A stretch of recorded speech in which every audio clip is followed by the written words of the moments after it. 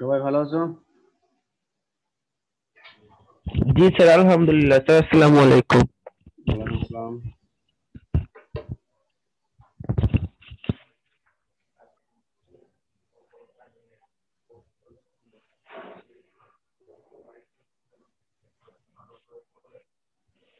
আচ্ছা, আমরা শুরু করছি। অনলাইন ক্লাসে তোমাদের সবাইকে স্বাগতম জানাচ্ছি।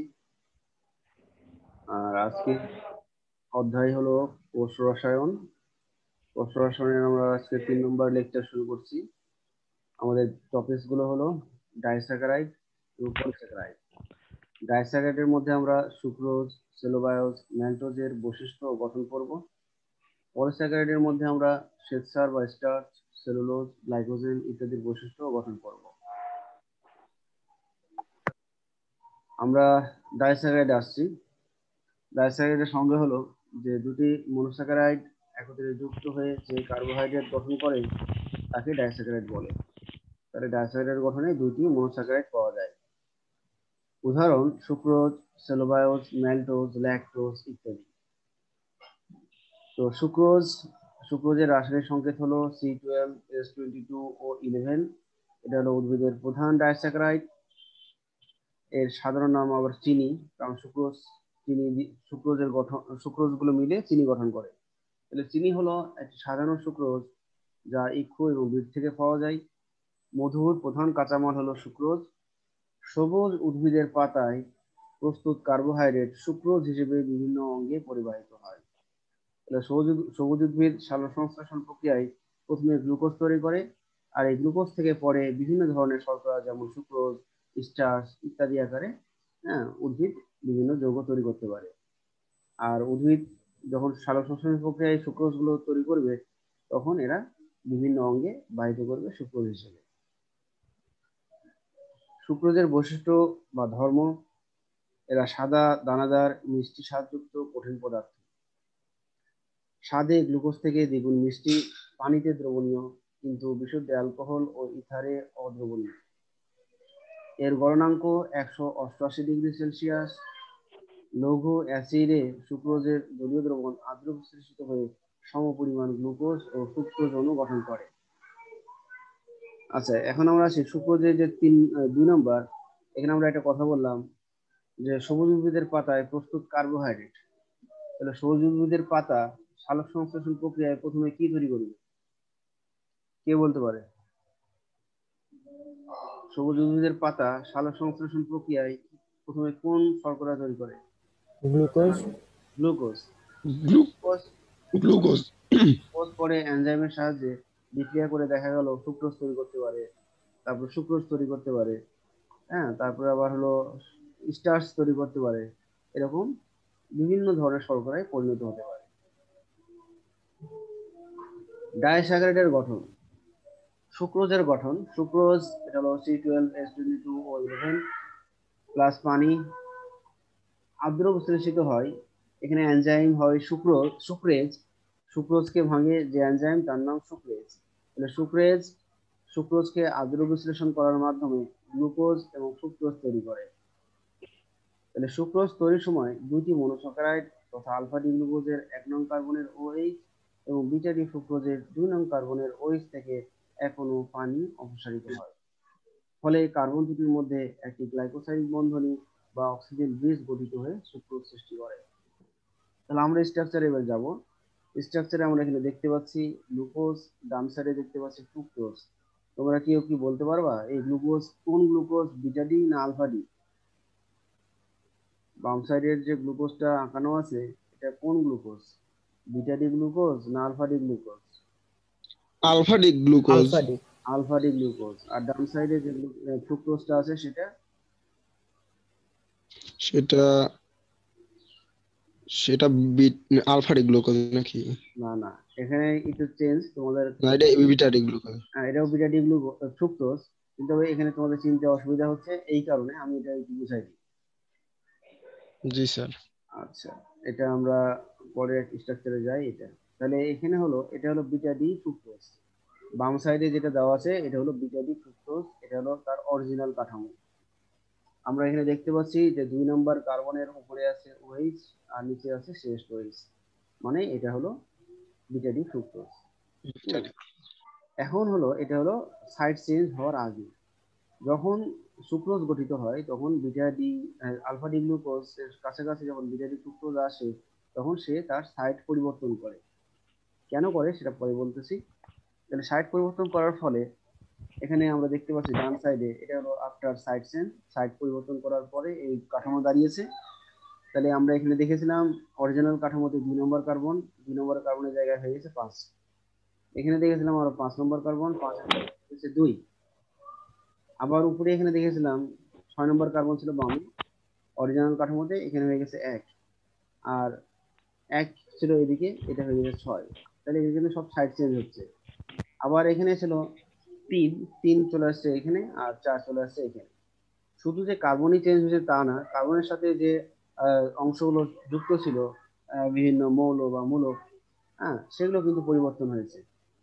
যেমন 2 নম্বর কাঠামোতে বাম সাইড অরিজিনাল কাঠামোতে দেখো 2 নম্বরের উপরে কি যুক্ত আছে, ওএইচ।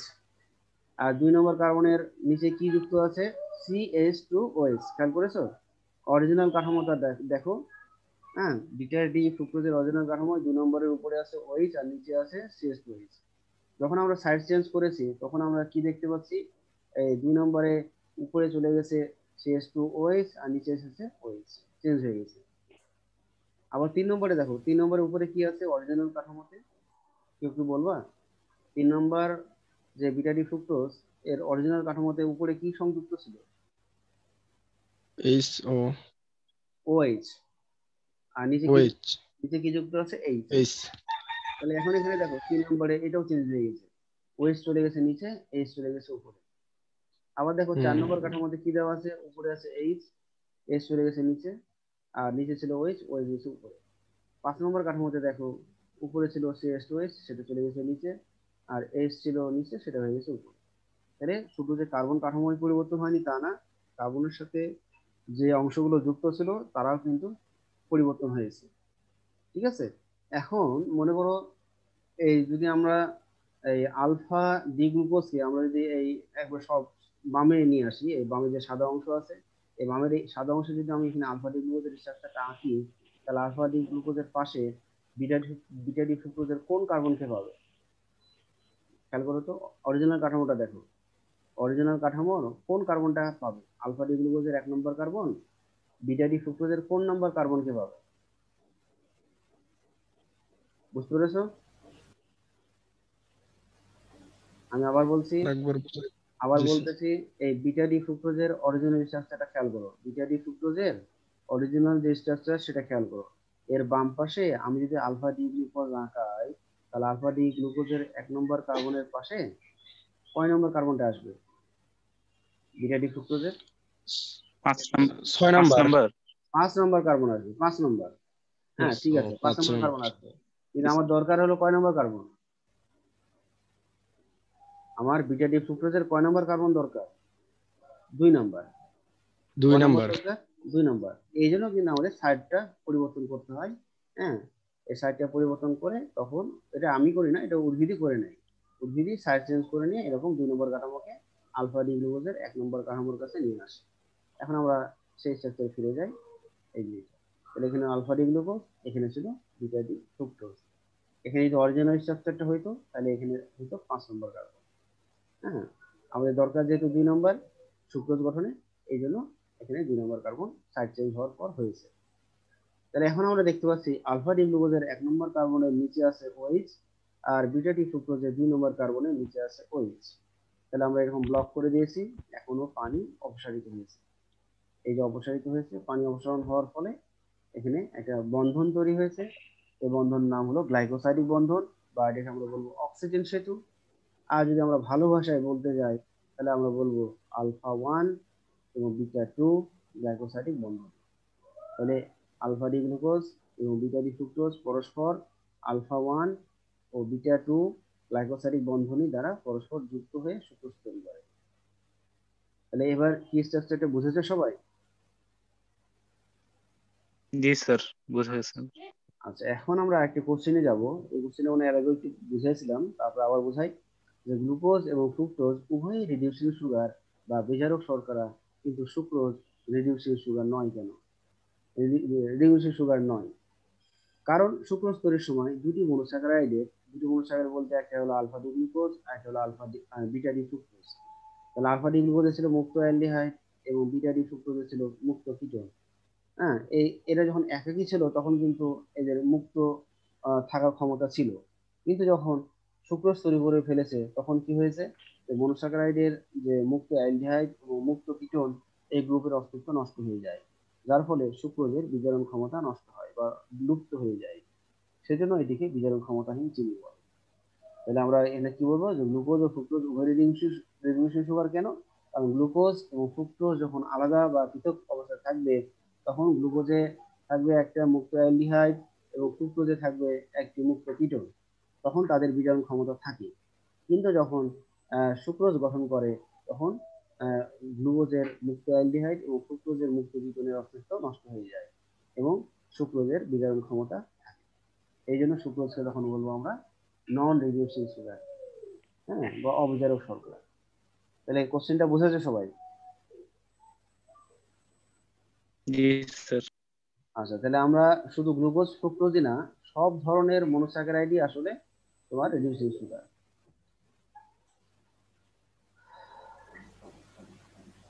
এবার আসবো সেলোবায়োস, এটাও একটা ডাইস্যাকারাইড।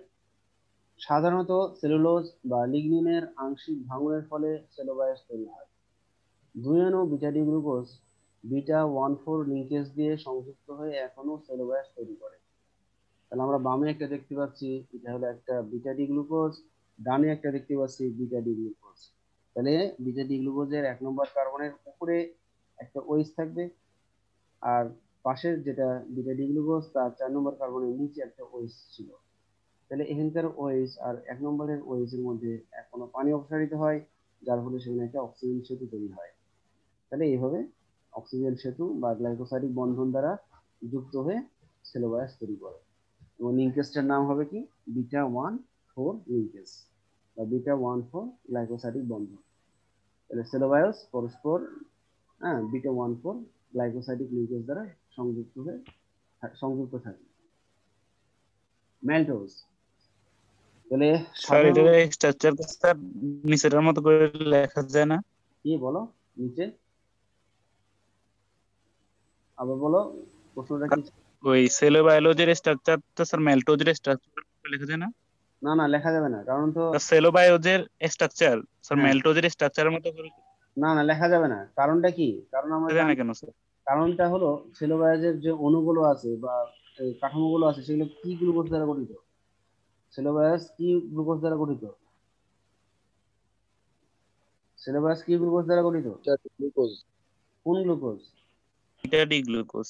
Beta D glucose. তাহলে বিটা ডি। বিটা ডি গ্লুকোজের কাঠামোতে আমরা জানি যে 1 নম্বর কার্বনের কোথায় ওএইচটা থাকবে? উপরে। উপরে। এখানে উপরে উপরে আমরা পাশেরটা দেখতে পাচ্ছি, এখানকার 1 নম্বর কার্বনে উপরে আছে। এই জন্যই আমরা ম্যালডোজের মতো লিখতে পারবো না। তাহলে এখানকার 1 নম্বর কার্বনের ওএইচ আর পাশের যে বিটা ডি গ্লুকোজ আছে তার 4 নম্বর কার্বনের নিচে আছে ওএইচ। তাহলে 1 নম্বর কার্বনে আছে উপরে ওএইচ আর 4 নম্বর কার্বনে আছে নিচে ওএইচ। এই জন্য আমাদেরকে সেতুটা এইভাবেই দিতে হবে, ঠিক আছে? কারণ এখান থেকে কার্বনের সাথে এই অক্সিজেনের আর এই নিচের কার্বনের সাথে এই অক্সিজেনের বন্ড হবে। আবার ম্যালডোজের ক্ষেত্রে আমরা দেখতে পাবো এখানেও যেহেতু আলফা ডি গ্লুকোজ এবং ডান পাশেও যেহেতু আলফা ডি গ্লুকোজ, আর আমরা জানি যে আলফা ডি গ্লুকোজের 1 নম্বর কার্বনে কি থাকে, 1 নম্বর কার্বনের নিচে ওএইচ সংযুক্ত থাকে, এই জন্য নিচে ওএইচ, আর পাশে যেহেতু আলফা ডি গ্লুকোজ তার 4 নম্বর কার্বনের ওএইচটাও আছে নিচে, এই জন্য আমরা বন্ডটা এইভাবে দিয়েছি। হ্যাঁ, এটা হলো α14 গ্লাইকোসাইডিক লিঙ্কেজ।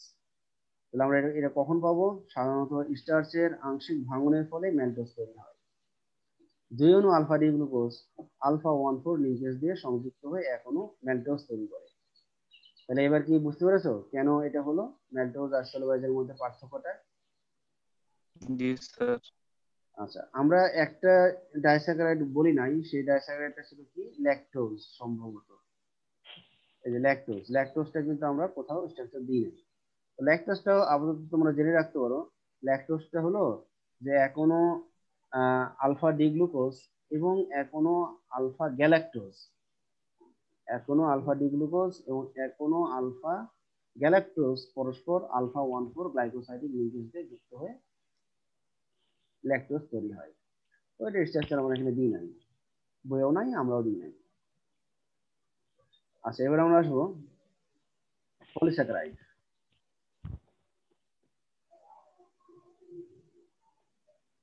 পলিস্যাকারাইড যে কার্বোহাইড্রেটকে আদ্র বিশ্লেষণ করলে অনেকগুলো, ব্র্যাকেটে যেমন 10-এর অধিক মনোস্যাকারাইড অণু পাওয়া যায় তাকে পলিস্যাকারাইড বলে।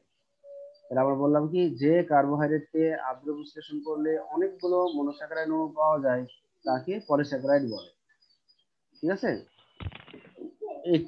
এরা উচ্চ আণবিক ওজন বিশিষ্ট জৈব রাসায়নিক পদার্থ, সাধারণত পানিতে অদ্রবণীয় এবং মিষ্টি নয়। তাহলে এদের আণবিক ওজন হলো উচ্চ, হ্যাঁ, তারপর হলো এরা পানিতে অদ্রবণীয় এবং মিষ্টি স্বাদ নয়। উদাহরণ হলো স্টার্চ, সেলুলোজ, গ্লাইকোজেন। সেলুলোজ প্রকৃতিতে সবচেয়ে বেশি পাওয়া যায়, আর স্টার্চ হলো সেকেন্ড পজিশনে আছে, স্টার্চের পরিমাণ দ্বিতীয় পর্যায়ে। তো প্রথমে আমরা আসবো স্টার্চ। তাহলে উদ্ভিদে স্টার্চ সঞ্চিত পদার্থ রূপে বিরাজ করে। তাহলে আমাদের যে উদ্ভিদ আছে, উদ্ভিদ কোষের যে সঞ্চিত খাদ্য, সেই সঞ্চিত খাদ্য কিন্তু স্টার্চ। সালোক সংশ্লেষণে তৈরি অধিকাংশ গ্লুকোজই স্টার্চে রূপান্তরিত হয়। তাহলে সালোক সংশ্লেষণের ফলে যে গ্লুকোজটা আমরা পেয়ে থাকি, সেই গ্লুকোজটা বেশিরভাগ তৈরি করে স্টার্চ। ধান, গম, আলু স্টার্চের প্রধান উৎস। তাহলে আমরা যে খাবারগুলো খাই, বাংলাদেশের মানুষের যে খাবারগুলো, সেগুলো এইগুলোই ধান, গম, আলু। হ্যাঁ, তাহলে এগুলোতে স্টার্চ রয়েছে। এবং গোল আলুর স্টার্চ কণিকা হলো সবচেয়ে বৃহত্তম, আর চালের মধ্যে যে স্টার্চ কণিকা রয়েছে সেটা সবচেয়ে ক্ষুদ্রতম। স্টার্চ এর বৈশিষ্ট্য বা ধর্ম: স্টার্চ গন্ধহীন, বর্ণহীন, স্বাদহীন, সাদা পাউডার জাতীয় জৈব রাসায়নিক পদার্থ। সাধারণ তাপমাত্রায় স্টার্চ পানি, ইথার ও অ্যালকোহলে অদ্রবণীয়। উচ্চ তাপমাত্রায় স্টার্চ ভেঙে ডেক্সট্রিন ও ম্যালটোজ হয়ে গ্লুকোজে পরিণত হতে পারে। আয়োডিন দ্রবণে স্টার্চ নীল বর্ণ ধারণ করে, ফেইলিং দ্রবণ স্টার্চ কর্তৃক বিজারিত হয় না। ফেইলিং দ্রবণ স্টার্চ কর্তৃক বিজারিত হয় না, এই কথার অর্থ কেউ কি বলতে পারবা? নিশ্চয়ই একটা দেওয়া আছে, বৈশিষ্ট্য দেওয়া আছে, ফেইলিং দ্রবণে স্টার্চ কর্তৃক বিজারিত হয় না। এটার অ্যান্সার কেউ পারবা? কেন হয় না?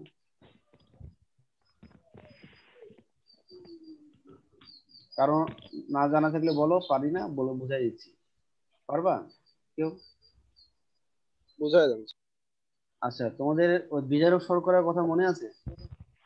আমরা আমরা যে ক্লাসিফিকেশন পড়াছিলাম বিজারক শর্করা, ওখানে আমরা বলেছিলাম না যে যেসব মনোস্যাকারাইডে মুক্ত অ্যালডিহাইড বা মুক্ত কিটোন থাকে, হ্যাঁ, এবং যাদের মধ্যে থাকে তারা কি করে, তারা কতগুলো বিকারক আছে, যেমন ফেলিং বিকারক, বেনেডিক্ট বিকারক, বারফোর্ড বিকারকের দ্রবণের যে যৌগগুলো আছে, সেই যৌগগুলোর ক্ষারিত আয়নকে বিজারিত করে। হ্যাঁ, তাহলে বিজারিত করতে পারলে ওই সব শর্করাকে বলবো বিজারক শর্করা। আর যাদের গঠনে এই মুক্ত অ্যালডিহাইড, যেসব শর্করার গঠনে মুক্ত অ্যালডিহাইড বা মুক্ত কিটোন থাকবে না, তারা এই ফেলিং বিকারক বা বেনেডিক্ট বিকারকের যে ক্ষারীয় আয়নগুলো আছে তাদেরকে বিজারিত করতে সক্ষম নয়। কাজেই আমরা স্টার্চের গঠনে আমরা এরকম কোনো মুক্ত অ্যালডিহাইড পাবো না, যার কারণে স্টার্চ ওই ফেলিং বিকারকের যে ক্ষারীয় আয়ন আছে সেগুলোকে বিজারিত করতে পারবে না। স্টার্চ অ্যামাইলোজ ও অ্যামাইলোপেকটিন নামক দুটি পলিস্যাকারাইডের সমন্বয়ে গঠিত। অসংখ্য আলফা ডিগ্লুকোজ অণু নিয়ে স্টার্চ গঠিত। গ্লুকোজ একক আলফা গ্লাইকোসাইডিক বন্ধন দ্বারা যুক্ত থাকে। তাহলে আমরা এখানে স্টার্চের গঠন দেখতে পাচ্ছি। বাম সাইডে আমরা এখানে দেখতে পাচ্ছি এটা একটা আলফা ডি গ্লুকোজ অণু, কারণ আমরা এখানে 1 নম্বর কার্বনের নিচে ওএইচ দেখবো। 2 নম্বরেও একটা আলফা ডি গ্লুকোজ, 3 নম্বরেও একটা আলফা ডি গ্লুকোজ। তাহলে আমরা 1 নম্বর আলফা ডি গ্লুকোজের যে কার্বন 1 আছে, এই 1-এর নিচে ওএইচ ছিল, তার পাশের যে আলফা ডি গ্লুকোজ তার 4 নম্বর কার্বনের নিচে আরেকটা ওএইচ ছিল। ফলে এই ওএইচ থেকে কোনো পানি অপসারিত হয় আর একটা অক্সিজেন সেতু তৈরি হয়ে যায়। ঠিক 2 আর 3-এর মধ্যেও একটি অক্সিজেন সেতু তৈরি হয়েছে। তাহলে এখানে আমরা যদি এখানে এন না দিই, তাহলে এটা একটা ট্রাইস্যাকারাইড। হ্যাঁ, 3টা মনোস্যাকারাইড আছে এখানে, এই জন্য ট্রাইস্যাকারাইড। এখন আমরা এখানে এন দিচ্ছি কেন? এন দেওয়ার একটা নিয়ম আছে, কারণ আমরা এখানে যে অক্সিজেন সেতু তৈরি হয়েছে সেই অক্সিজেনকে আমরা নিব না, সেখানে একটা ব্র্যাকেট দেবো। আর এই পাশে যে অক্সিজেন সেতু তৈরি হয়েছে তার পাশে আমরা একটা ব্র্যাকেট দেবো, দিয়ে আমরা এন দিয়ে দেবো। এন এর মান এখন আমাকে বসাতে হবে। এন এর মান এমন আমি বসাবো সে সংখ্যাটা যেন 10-এর বেশি হয়। তাহলে আমরা জানি যে পলিস্যাকারাইডকে ভাঙলে 10-এর অধিক মনোস্যাকারাইড পাওয়া যায়।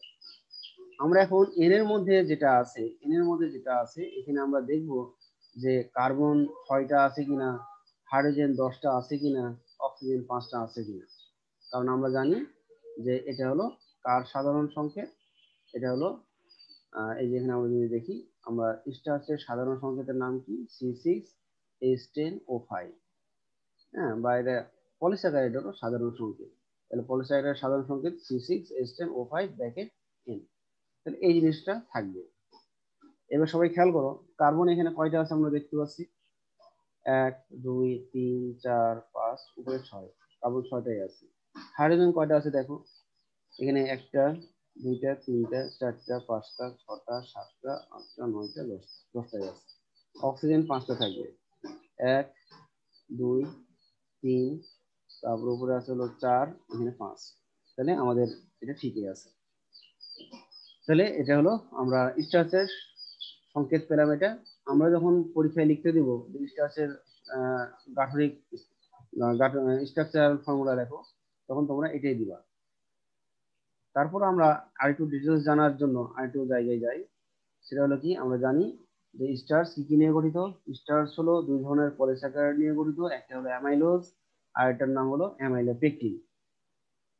তাহলে এই 2টা পলিস্যাকারাইড নিয়েই বা এই 2 ধরনের পলিস্যাকারাইড নিয়েই স্টার্চ গঠিত। তাদের গঠনগুলো জানি, তারপর আমরা তাদের স্ট্রাকচারগুলো জানবো।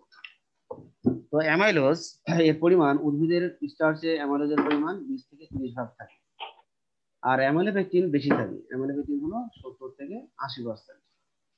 অ্যামাইলোজের গঠনে কি রয়েছে, এখনো অ্যামাইলোজে 200 থেকে 1000 আলফা ডি গ্লুকোজ অণু থাকে। আবার অ্যামাইলোপেকটিনে প্রায় 2000 থেকে 2 লাখ আলফা ডি গ্লুকোজ অণু থাকে। লিঙ্কেজ গঠন, তাহলে অ্যামাইলোজের যে লিঙ্কেজ, সেই লিঙ্কেজের নাম হলো আলফা 1,4 গ্লাইকোসাইডিক লিঙ্কেজ। তাহলে এই লিঙ্কেজ দিয়ে আলফা ডি গ্লুকোজ গুলো পরস্পর সংযুক্ত থাকবে। আবার অ্যামাইলোপেকটিনের এখানে 2 ধরনের লিঙ্কেজ আমরা পাবো। একটা লিঙ্কেজের নাম হলো আলফা 1,4 লিঙ্কেজ, আরেকটা লিঙ্কেজ হলো আলফা 1,6। তাহলে এখানকার যে আলফা ডি গ্লুকোজ গুলো আছে, সেই আলফা ডি গ্লুকোজ গুলো পরস্পর আলফা 1,4 এবং আলফা 1,6, গ্লাইকোসাইডিক লিঙ্কেজ দিয়ে পরস্পর সংযুক্ত থাকে। শৃঙ্খলের প্রকৃতি, অ্যামাইলোজ হলো অশাখান্বিত, মানে একটা লম্বা একটা শিকল তৈরি করবে, আর সে শিকল তৈরিতে অংশ নেবে হলো আলফা ডি গ্লুকোজ। আবার অ্যামাইলোপেকটিনের ক্ষেত্রে আমরা দেখব যে এখানে লম্বা শিকলও থাকবে, আবার শাখা শিকলও থাকবে। তাহলে গ্লুকোজ গুলো লম্বা শিকলও তৈরি করবে, আবার শাখা শিকলও তৈরি করবে। স্টার্চের দ্রবণে আয়োডিন যোগ করলে স্টার্চের অ্যামাইলোজ অংশটা আয়োডিন দ্রবণে কালো বা কালো নীল বা গাঢ় নীল বর্ণ ধারণ করবে। আবার অ্যামাইলোপেকটিন অংশটা লাল বা পার্পল রং প্রদান করবে। তাহলে এই ছিল অ্যামাইলোজ এবং অ্যামাইলোপেকটিনের বৈশিষ্ট্যগুলো। এখন আমরা এদের কাঠামো দেখব। তাহলে উপরে যেটা আমরা দেখাইছি সেটা হলো অ্যামাইলোজের গঠন, আর নিচে আমরা যেটা দেখাইছি সেটা হলো অ্যামাইলোপেকটিনের গঠন। আমরা কিছুক্ষণ আগেই জানলাম যে অ্যামাইলোজের গঠনে অনেকগুলো আলফা ডি গ্লুকোজ কি লিঙ্কেজ দ্বারা যুক্ত, আলফা 1,4 গ্লাইকোসাইডিক লিঙ্কেজ দ্বারা যুক্ত। তাহলে আমরা এখানে দেখাচ্ছি 1 2 3 4, কয়টা কয়টা গ্লুকোজ দেখাচ্ছি এখানে, 4টা। 4টা। আর ডান সাইডে দেখো অক্সিজেনের পাশে একটা বন্ড দেওয়া আছে। এই বন্ড দেওয়ার উদ্দেশ্য হলো যে পাশে আরো অনেকগুলো আলফা ডি গ্লুকোজ যুক্ত আছে। ঠিক আছে, আমরা যখন স্ট্রাকচার গুলো লিখবো আমরা এইভাবেও লিখতে পারি বা আমরা এইভাবেও লিখতে পারি। এই যে এখানে যেমন দিয়েছি ব্র্যাকেট দিয়ে এন, হ্যাঁ, আমরা যদি ব্র্যাকেট দিয়ে এন না দিই তাহলে আমাদের কিন্তু এভাবে এভাবে লিখলেও হবে। হ্যাঁ, শেষের যেটা আছে সেখানে একটা এরকম বন্ড দিয়ে দিই, তাহলে আমাদের ওই এন না দিলেও হবে। আচ্ছা, এখন আমরা আসি। তাহলে উপরেরটা আমরা দেখতে পাচ্ছি এটা হলো অ্যামাইলোজের গঠন। তাহলে এখানে অনেকগুলো আলফা ডি গ্লুকোজ, হ্যাঁ, নিজেদের মধ্যে আলফা 1,4 গ্লাইকোসাইডের লিঙ্কেজ দিয়ে পরস্পর সংযুক্ত। আবার এবং এখানে আমরা দেখতে পাচ্ছি এটা একটা লম্বা শিকল, লম্বা সরল শিকল, এর কোনো শাখা নাই, উপরে নিচে কোনো শাখা নাই। এবার যদি আমরা অ্যামাইলোপেকটিনে আসি, অ্যামাইলোপেকটিনে আমরা দেখতে পাচ্ছি নিচে একটা লম্বা শিকল, আলফা ডি গ্লুকোজের একটা লম্বা শিকল। এখানে কয়টা গ্লুকোজ আছে? 4টা। এখানে বন্ড ছাড়া আছে, মানে এদিকে আরো অনেকগুলো সংযুক্ত আছে। এর উপরে আমরা দেখতে পাচ্ছি আরেকটা শিকল, এবং এই শিকলে 2টা গ্লুকোজ আছে। তাহলে এই সরল শিকলগুলো পরস্পর আলফা 1,4 গ্লাইকোসাইড নিউক্লিয়াস দিয়ে সংযুক্ত। উপরের সরল শিকল এবং নিচেরও যে সরল শিকল আছে সেটাও আলফা 1,4 গ্লাইকোসাইডিক নিউক্লিয়াস দিয়ে গঠিত। কিন্তু এই যখন এরকম পার্শ্ব শিকল, এটা হলো নিচের প্রধান শিকল, আর উপরে যে শাখা শিকল বা পার্শ্ব শিকল গুলো আছে, সেই পার্শ্ব শিকল গুলো যদি আমরা লম্বা শিকলের সাথে সংযুক্ত করি, তাহলে কিন্তু আমাদের বন্ডটা লাগবে আলফা 1,4 গ্লাইকোসাইডিক বন্ড বা লিঙ্কেজ। তাহলে আমরা উপরে যে আমরা এখানে দেখতে পাচ্ছি 1 নম্বর কার্বনে নিচে ছিল OH, আর এখানকার 6 নম্বর কার্বনে ছিল CH2OH। তাহলে এখানকার OH আর এখানকার OH এর মধ্যে এখনো পানি অপসারিত হয়, যার ফলে এরকম একটা অক্সিজেন সেতু তৈরি হয়। হ্যাঁ, তাহলে আমরা এখানে দেখবো অ্যামাইলোপেকটিনে 2 ধরনের লিঙ্কেজ কাজ করছে। যেগুলো সরল শিকল বা লম্বা শিকল, সেই শিকলগুলো গ্লুকোজ অণু পরস্পর আলফা 1,4 লিঙ্কেজ দিয়ে সংযুক্ত। আর যেগুলো সরল শিকলের সাথে যেগুলো শাখা শিকল বন্ডিং করেছে, সেই বন্ডিং গুলো আলফা 1,6 গ্লাইকোসাইডিক লিঙ্কেজ দিয়ে সংযুক্ত থাকে। সরল শিকলগুলো কখনোই আলফা 1,6 গ্লাইকোসাইডিক লিঙ্কেজ দিয়ে যুক্ত হবে না। হ্যাঁ, যেগুলো সরল লম্বা শিকল আছে সেগুলো সবসময় আলফা 1,4 লিঙ্কেজ দিয়ে সংযুক্ত। কিন্তু এই লম্বা শিকল বা প্রধান শিকলের সাথে যখন শাখা শিকল সংযুক্ত হবে, তখন কিন্তু আলফা 1,6 লিঙ্কেজ দিয়ে সংযুক্ত হতে হবে। এই জন্য আমরা বলতেছি অ্যামাইলোজ হলো আলফা 1,4, আর অ্যামাইলোপেকটিনে আলফা 1,4ও আছে, আলফা 1,6ও আছে।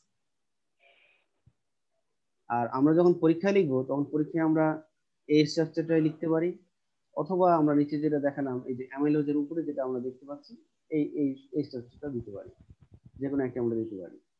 কারণ আমরা পরীক্ষায় ওই অ্যামাইলোজ বা অ্যামাইলোপেকটিন এগুলো চাই না। ওটা আমাদের MCQ যখন হয় তখন এগুলো জেনে রাখা ভালো। MCQ এর সময় এরকম প্রশ্ন আসতে পারে যে অ্যামাইলোপেকটিনে কয় ধরনের লিঙ্কেজ আছে, এরকম আসতে পারে। কিন্তু পরীক্ষার সময় আমরা কখনোই অ্যামাইলোপেকটিনের স্ট্রাকচার লিখতে বলবো না। তোমাদের স্ট্রাকচার গঠন আসলে বা বৈশিষ্ট্য আসলে বৈশিষ্ট্যগুলো তো দেওয়াই আছে, আর গঠন আসলে তোমরা এটা দিবা।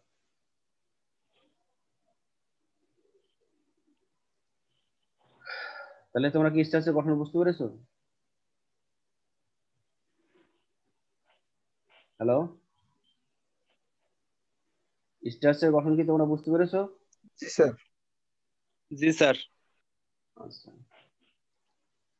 তাহলে স্টার্চের প্রশ্নটা কিভাবে আসতে পারে? মনে করো একটা আলু বা হয়তো উদ্দীপকে ধান, এরকম হয়তো কোনো উপাদান দেওয়া আছে, তাহলে ওখানে বলতে পারে উদ্দীপকে আহ, প্রাপ্ত যে সবজিটা আছে, উদ্দীপকের সবজির যে প্রধান রাসায়নিক যৌগ দ্বারা গঠিত, হ্যাঁ, তার বৈশিষ্ট্য ও ফর্মুলা লেখে। তখন তার বলে দিলে স্টার্চ, আলুতে স্টার্চ আছে, তাহলে স্টার্চের বৈশিষ্ট্য লিখে দিলাম, দেন তার স্ট্রাকচার লিখে দিলাম। এভাবে আসতে পারে। এবার আমরা আসবো সেলুলোজ। উদ্ভিদের একটি প্রধান গাঠনিক পদার্থ হলো সেলুলোজ। তো সেলুলোজের বৈশিষ্ট্যগুলো কি কি? সেলুলোজ স্বাদহীন, গন্ধহীন, সাদা, কঠিন জৈব রাসায়নিক পদার্থ। এটি পানিতে অদ্রবণীয়, অবিজারক পদার্থ। আণবিক ভর 2 লক্ষ থেকে কয়েক লক্ষ হয়।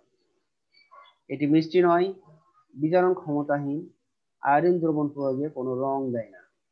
এটি ফাইবার সদৃশ, শক্ত, এটির কোনো পুষ্টিগুণ নাই। সেলুলোজের গঠন: অসংখ্য বিটা ডি গ্লুকোজ অণু পরস্পর বিটা 1,4 গ্লাইকোসাইডিক বন্ধন দ্বারা আবদ্ধ হয়ে সেলুলোজ তৈরি করে।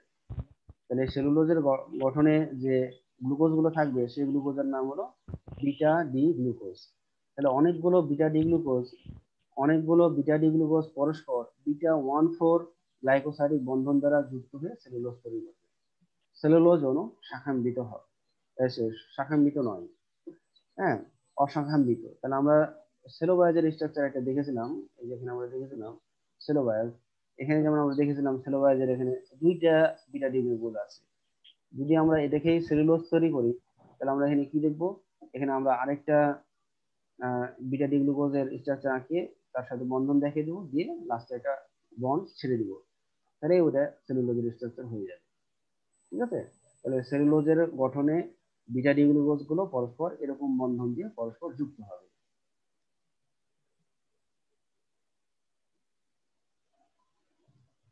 তোমাদের কি মনে আছে আমরা যখন কোষ প্রাচীর পড়িয়েছিলাম, কোষ প্রাচীরের যে আলট্রা স্ট্রাকচার মানে সূক্ষ্ম গঠন যখন পড়িয়েছিলাম, তখন একটা কথা বলেছিলাম যে কতগুলো বিটা ডি গ্লুকোজ মিলে একটা সেলুলোজ তৈরি হয়?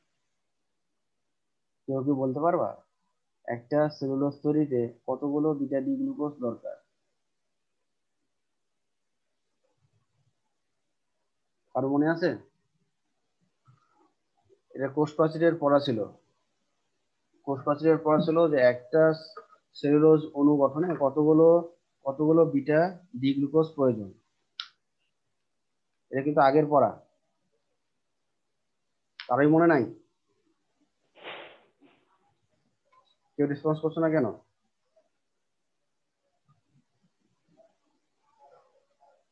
না না থাকলে বলো যে পাচ্ছি না। অসংখ্য তো মনে হয়।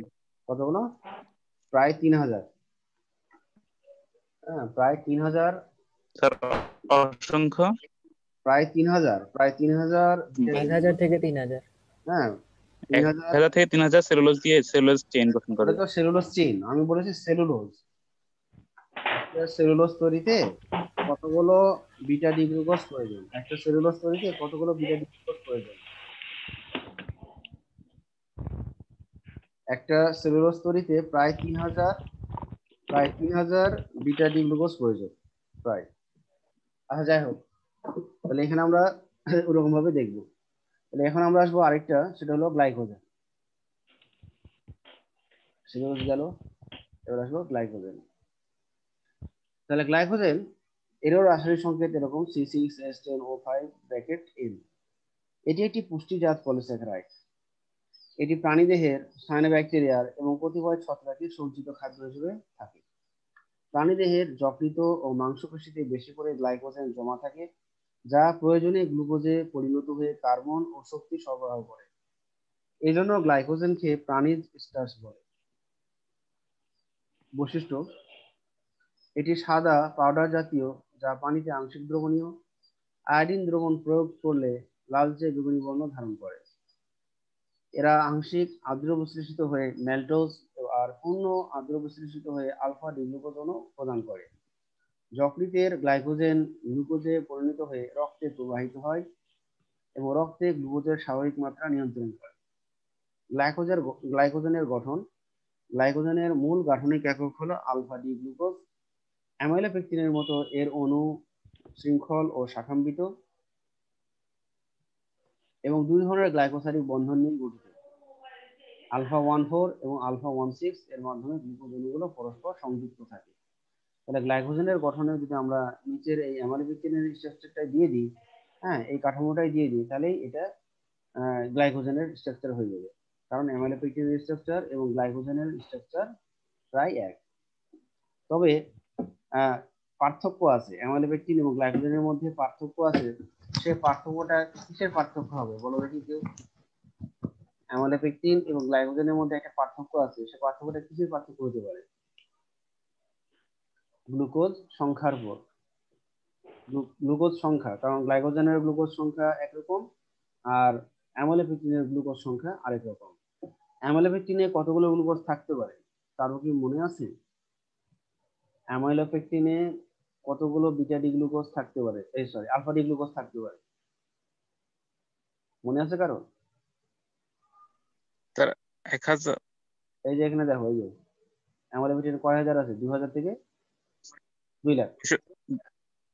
হ্যাঁ, অ্যামাইলোপেকটিনে 2000 থেকে 2 লাখ। 2000 থেকে 2 লাখ।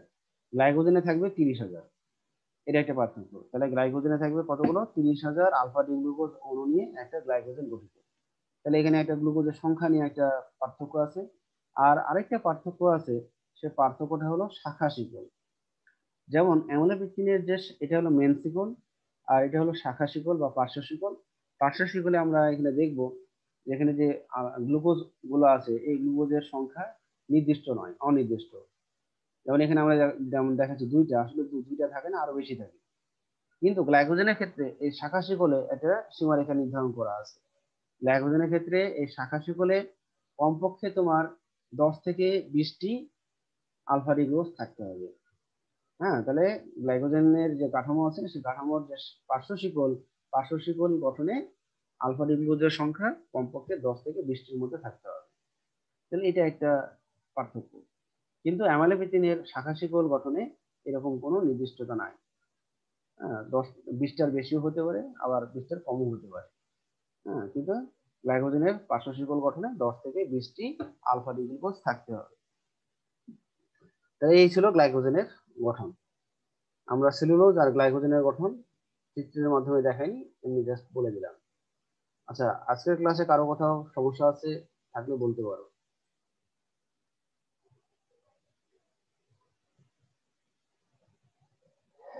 সমস্যা আছে কারো?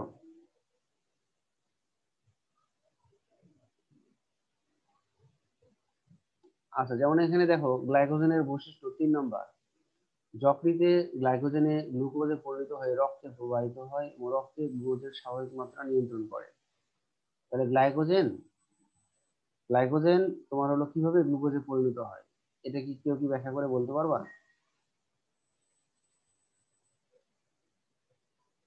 এই ব্যাখ্যাটা এর আগে আমি দিয়েছিলাম, কোন এক ক্লাসে তোমাদের বুঝিয়েছিলাম মনে হয়, বলতে পারবা? আচ্ছা, আমি বলে দিচ্ছি। তাহলে আমরা যখন শর্করা খাই তখন শর্করাগুলো বিভিন্ন পরিপাককারী এনজাইম এর মাধ্যমে আমাদের দেহে যে রক্ত আছে সে রক্তে গ্লুকোজ আকারে থাকে। রক্তে গ্লুকোজ গুলো বিভিন্ন কোষে চলে যায়। তো রক্তে প্রয়োজনীয় পরিমাণ গ্লুকোজ থাকলে অসুবিধা নাই, কিন্তু প্রয়োজনের অতিরিক্ত গ্লুকোজ থাকা যাবে না। কারণ প্রয়োজনের অতিরিক্ত গ্লুকোজ যদি রক্তে থাকে তখন আমাদের মূত্রের সাথে, আমাদের ঘামের সাথে গ্লুকোজ বের হয়ে যায়। এই রোগটার নাম কি? গ্লুকোজ যে আমাদের শরীর থেকে বের হয়ে যায়, এই রোগটার নাম কি? এটা কি কেউ বলতে পারবা? গ্লুকোজ আমাদের শরীর থেকে যে বের হয়ে যায়, ডায়াবেটিস। কি বললা? বলো, রোগটার নাম বলো। ডায়াবেটিস। আচ্ছা, ঠিক আছে। হ্যাঁ, হয়েছে, ডায়াবেটিস হয়েছে। আচ্ছা, এবার আমরা আসি, তাহলে এটা রক্তের গ্লুকোজ বের হয়ে যাচ্ছে বিভিন্ন ওয়েতে। তাহলে এখন এটা কেন হয়? কারণ আমাদের দেহে এক ধরনের হরমোন আছে ইনসুলিন। এই ইনসুলিন হরমোন রক্তে প্রয়োজনীয় যে প্রয়োজনের অতিরিক্ত যে গ্লুকোজ গুলো আছে সেই গ্লুকোজকে গ্লাইকোজেন আকারে যকৃতে বা পেশিতে জমা রাখে। হ্যাঁ, যখন আমরা আমাদের খাওয়া দাওয়া হয় না, আমরা যখন রোজা থাকি বা আমরা যখন খাবার পাই না, তখন কি হয়? আমাদের শরীরে যে জমাকৃত গ্লাইকোজেন গুলো আছে পেশি এবং যকৃতে, সেই গ্লাইকোজেন গুলো তখন ভেঙে আবার গ্লুকোজে পরিণত হয় এবং সেই গ্লুকোজ গুলো রক্তে ছেড়ে দেয়। রক্ত তখন সেই গ্লুকোজ গুলোকে জারিত করে শক্তি উৎপন্ন করে। এইভাবে কিন্তু আমাদের শরীরে গ্লাইকোজেন জমা থাকছে, আবার প্রয়োজনে গ্লাইকোজেন ভেঙে গ্লুকোজে পরিণত হচ্ছে। এটাই। তাহলে এই জন্য আমরা বলছি যে যকৃতের গ্লাইকোজেন গ্লুকোজে পরিণত হয়ে রক্তে প্রবাহিত হয় এবং রক্তে গ্লুকোজের স্বাভাবিক মাত্রা নিয়ন্ত্রণ করে। তো এই ছিল আজকের ক্লাস। তো তোমরা এই স্ট্রাকচার গুলো প্র্যাকটিস করবা বাসায়, এগুলো করতে বলেছিলাম। এগুলো একটু কঠিন, শর্করা অংশগুলো একটু কঠিন, কাজে এগুলো প্র্যাকটিস করতে হবে, স্ট্রাকচার গুলো বারবার প্র্যাকটিস করতে হবে, তাহলে আয়ত্তে চলে আসবে। আমাদের শর্করা ক্লাস আজকে শেষ করছি এখানে। আমাদের নেক্সট ক্লাস শুরু হবে প্রোটিন। আগামী ক্লাসে আমরা প্রোটিন নিয়ে আলোচনা করব, প্রোটিন, অ্যামাইনো অ্যাসিড। তো সবাই ভালো থাকো।